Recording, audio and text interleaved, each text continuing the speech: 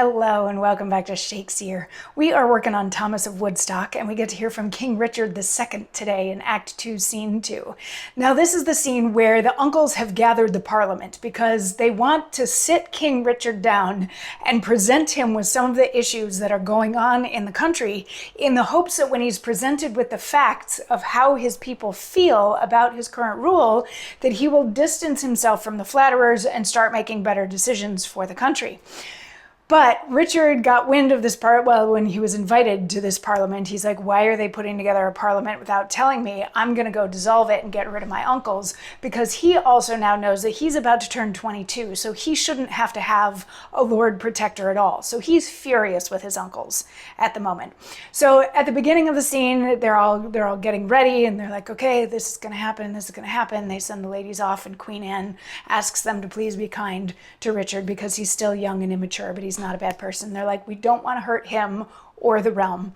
So the ladies go off into the other room, and then Richard comes in with lots of pomp and circumstance, and he's like, oh, Thomas, I see you're in your normal, like, plain, boring clothes again. And Thomas is like, yeah, and while I'm being plain, I'm going to tell you that your citizens are on the verge of mutiny. The people in Kent and the people in Essex are rebelling against you because they are so unhappy with how you are ruling the country based on the suggestions and the advice of these flatterers of yours who are a disease on the country. And Richard's like, you know, one day I'm going to stop being so nice about you being so mean to my friends.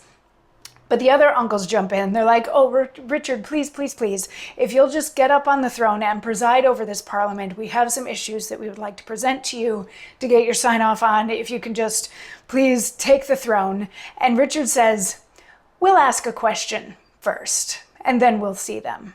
For trust me, reverend uncles, we have sworn we will not sit upon our royal throne until this question be resolved at full.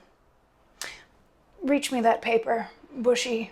Hear me, princes. We had a strange petition here delivered us. A poor man's son, his father being deceased, gave him in charge unto a rich man's hands, to keep him and the little land he had, till he attained to 21 years. The poor revenue amounts but to 3 crowns, and yet the insatiate churl denies his right, and bars him of his fair inheritance. Tell me, I pray, will not our English laws enforce this rich man to resign his due?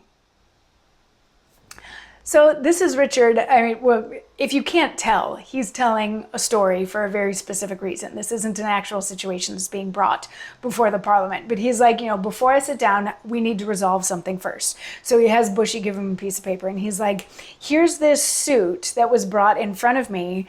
A poor man died and left his lands to his son, but since his son wasn't 21 yet, there's a rich man who's supposed to be overseeing all of this, and the land only amounts to like 3 crowns, which is not a lot of money, but the rich man is not giving the land and the inheritance to the poor man's son. Isn't that wrong? Isn't there something that the English law can do? And York and Woodstock are both like, absolutely, the rich man is in the wrong and he owes the poor man's son the money. And Richard is like, ha, I got you, because you are the rich man, I am the poor man's son, and the 3 crowns are the kingdoms of France, England, and Ireland, and you have been keeping them from me. They are owed to me. I'm nearly 22 years old, so you are in the wrong according to English law and according to your own admission.